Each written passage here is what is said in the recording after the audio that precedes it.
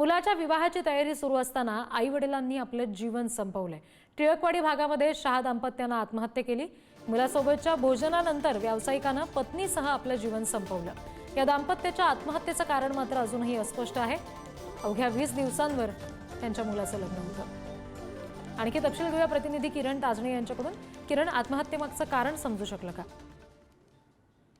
रिद्धी, खरं म्हणजे आत्महत्या करण्यामागचं कारण अद्यापही समजू शकलेलं नाहीये। प्रसिद्ध असे असलेले व्यापारी, मुलगा बांधकाम व्यावसायिक, असं सगळं सुरळीत सुरू असताना या दाम्पत्यानं आत्महत्या का केली असा प्रश्न आता या निमित्तानं उपस्थित होतोय। खरं तर या सगळ्या आत्महत्येच्या घटनेनंतर विसरा देखील पोलिसांनी राखून ठेवलेला आहे। या सगळ्या संदर्भातला तपास केला जातोय।